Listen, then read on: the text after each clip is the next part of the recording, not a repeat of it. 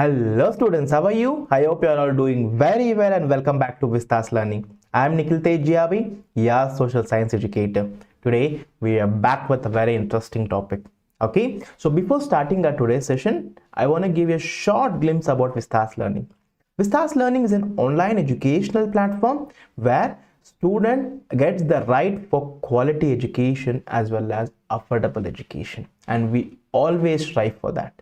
Okay, so today we are going to discuss about the water resources part 2. In the previous sessions, what we have learned about the various river systems of India in water resources part 1 of your class 10 geography, right?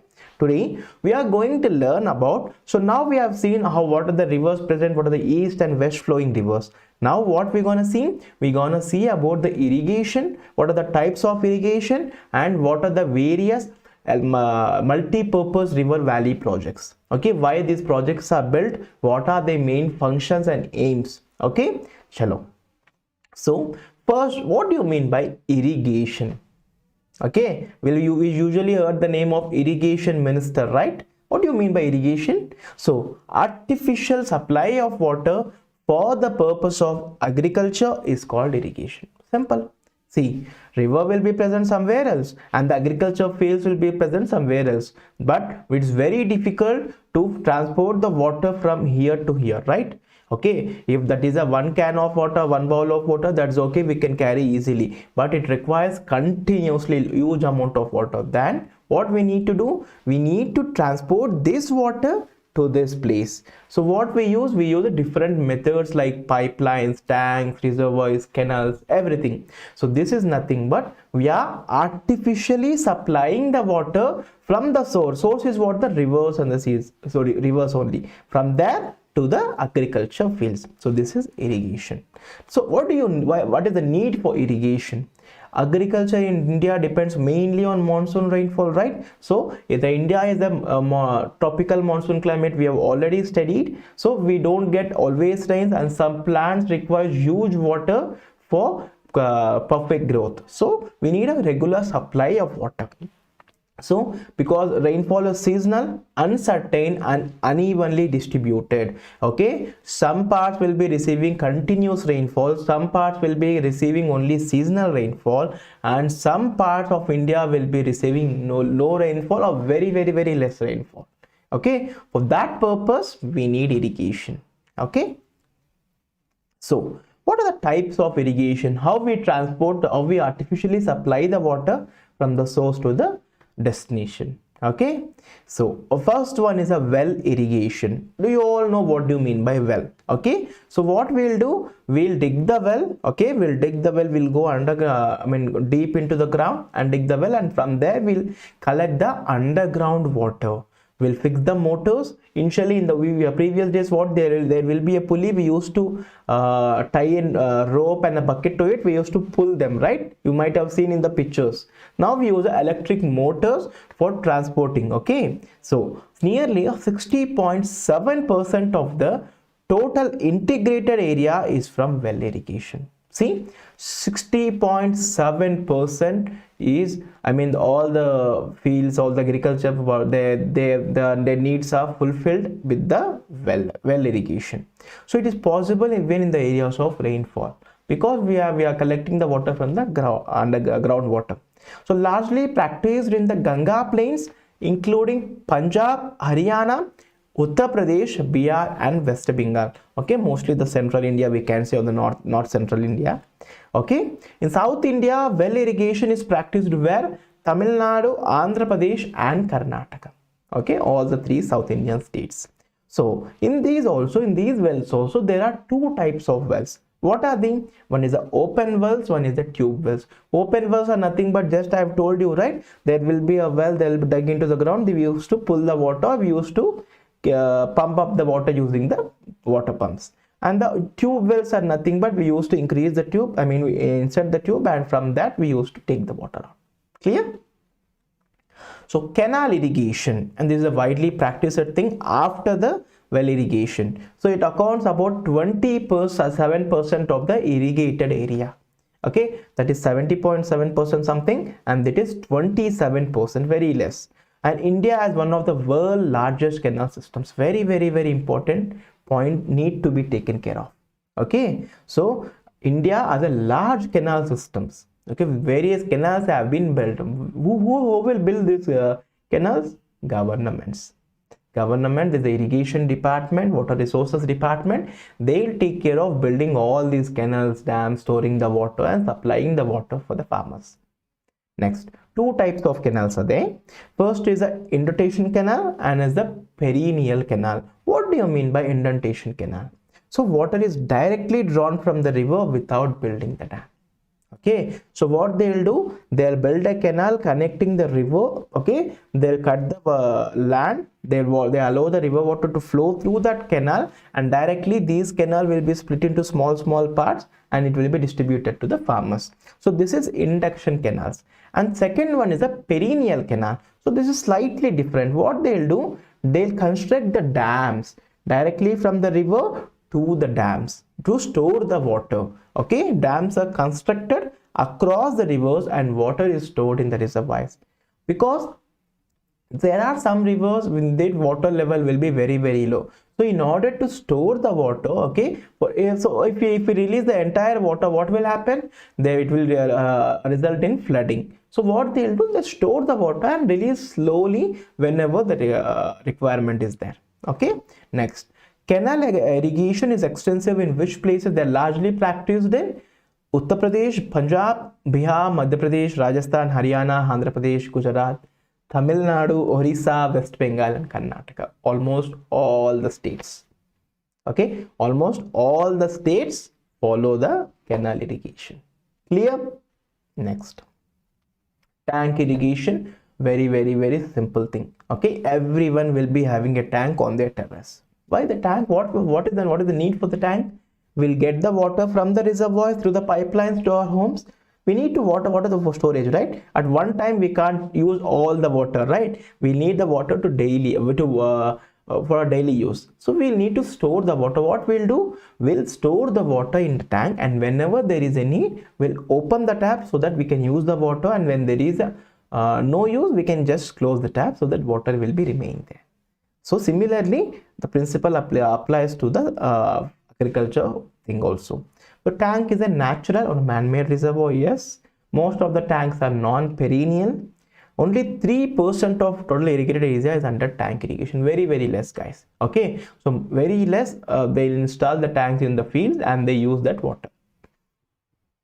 Where it is found? Tamil Nadu, Andhra Pradesh, Maharashtra, Karnataka, Orissa, Madhya Pradesh, Rajasthan, Uttar Pradesh. Okay, done. Tank irrigation. So that's it. We have seen how many types of irrigation: tank irrigation, canal irrigation and well irrigation. Try to remember this. Okay, it's very simple, right?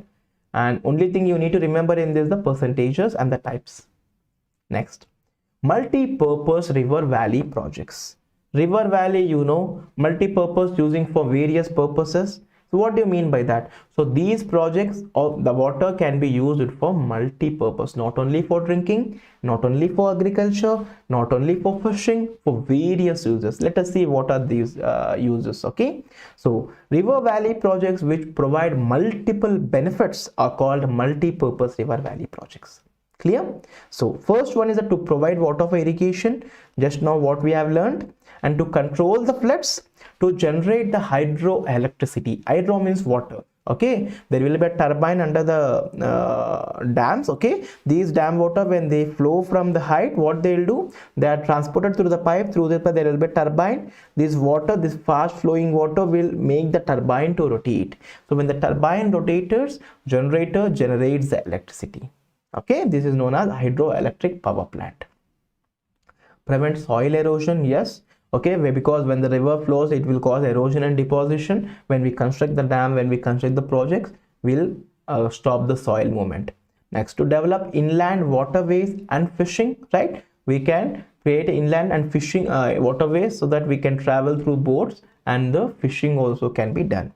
And to provide recreation facilities. Okay, when we go to various dams, there will be musical fountain, there will be a colorful lights on the dam, right? So for that also, provide water for domestic purposes and industries, right? To reclaim land for agriculture, very good. And afforestation, okay, to maintain the afforestation, to increase the tree cover. These are all very, very useful. Okay, so I've given you small maps. I'll show you the pictures very, very clearly. Okay, I think one of the dam is hiding behind me.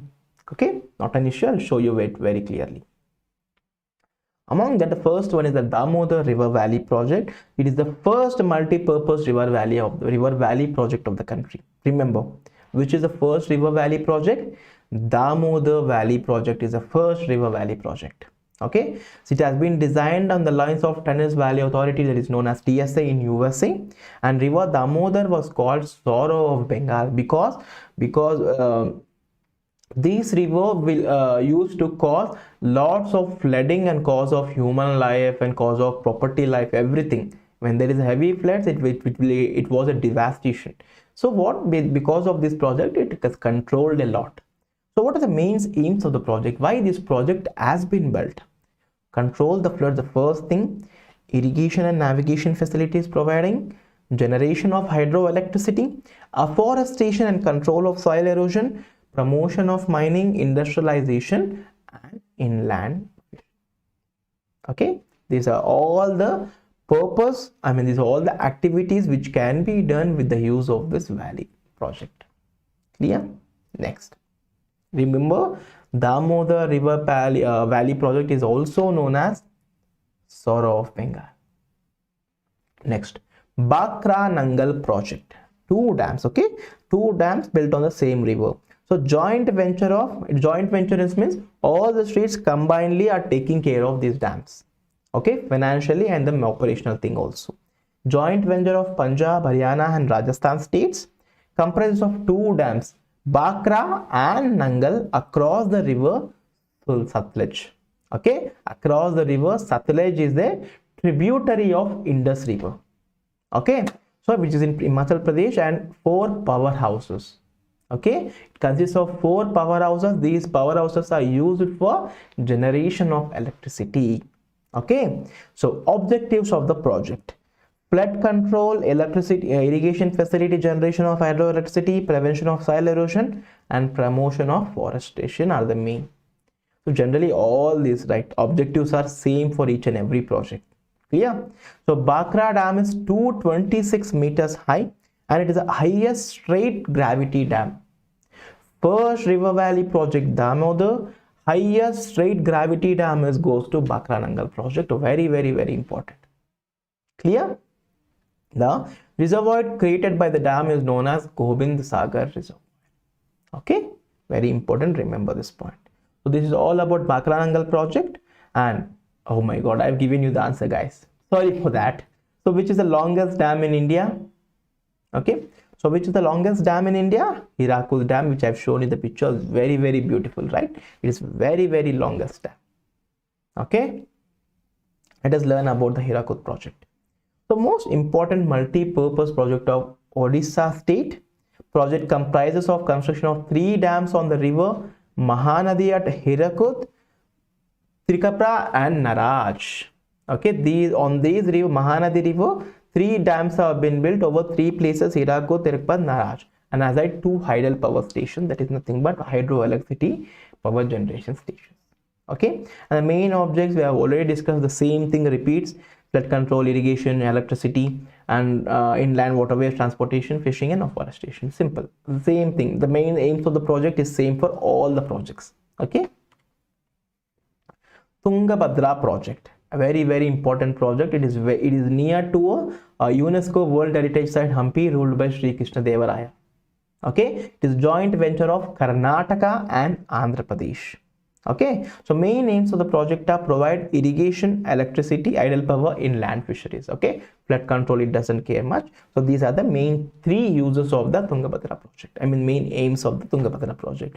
In short, it is known as TB Dam, Tungabhadra Dam, near Hospet. So it comprises a dam and 3 hydel power stations. Okay, it consists of totally 3 hydel power stations. A dam has been constructed on the river Tungabhadra, a tributary of Krishna. Tungabhadra is a tributary of Krishna river at Mallapuram near Hospeta in Ballari district of Karnataka. Okay, the reservoir created by the dam is called as Pampasagara. So Pampasagara reservoir, Gobindasagara for what? Bakranangal project, and Pampasagara for Tungabhadra dam. Okay, so now Upper Krishna project. So multi-purpose river valley project in North Karnataka across river Krishna, comprises of two dams, are very important dams. One is Halmatti and another is Narayanapura. Okay, main names the same thing. Almaty is constructed near Almaty village in Basavana Bagavadi Taluk, and Narayanpura dam is located near Siddhapur village in Sholapur Taluk of Yadagiri district. Remember these places: Almaty near Basavana Bagavadi Taluk and Narayanapura Sholapura Taluk of Yadagiri district. Done. This is Upper Krishna project. Next comes the KSEEB project.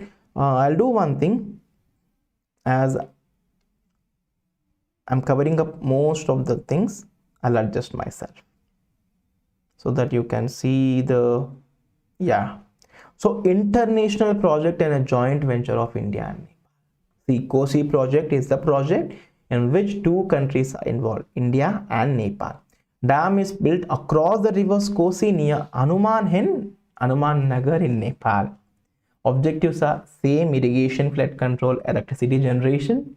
Project has been executed by India, but the benefits are shared by India and Nepal. See, all the execution is done by India only, but all the benefit, the water supply, everything goes to the Nepal and India. Done. Rihand Valley project, most important project for Uttar Pradesh. Okay, built across Riyadh river, tributary of Son river. Okay, and the main objects of the project, same guys: flood control, prevention of soil, irrigation, inland fishing, soil erosion, power generation. This is the reservoir created by this dam is called Gobind Balland Pant Sagar. Okay, Gobind Balland Pant Sagar is a reservoir for Rihand river. And what is the reservoir for a Bakranangal dam? Gobind Sagar dam. Clear? Next comes the most prestigious Nagarjuna Sagar project dam, built across river Krishna near Nagarjuna Konda in Telangana. Okay, so irrigation and power generation are the main aims of the project. First one is irrigation and the power generation, very important. It supplies huge amounts of power to most of the places. Okay, so that's it all, guys. Water resources of India has been completed. We have seen the various river systems: North river system, South river system. We have learnt about the irrigation facilities. We have learnt about the types of irrigation. We have learnt about various multi-purpose river valley projects, their benefits, their aims, their purposes, their location.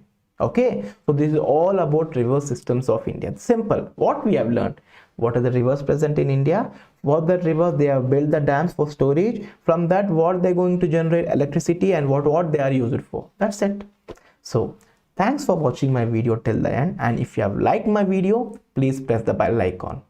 Please press the like button, and if you feel it very informative, please share it among your friends and family members also. Okay, and please don't press to subscribe and press the bell icon, so that whenever we schedule its classes, you'll get an immediate notification, so that you don't miss any of the classes. Clear? And if you have any doubts, any queries, if you want to convey anything apart from this, okay, please visit the official website of www.vistas-learning.in. This is the official website of Vistas Learning. Okay, once more I'll tell you, www.v-learning.in, official website of Vistas Learning. We'll get back to you as soon as possible. So till then, for more such videos, stay tuned with Vistas Learning. Till then, take care. Bye bye.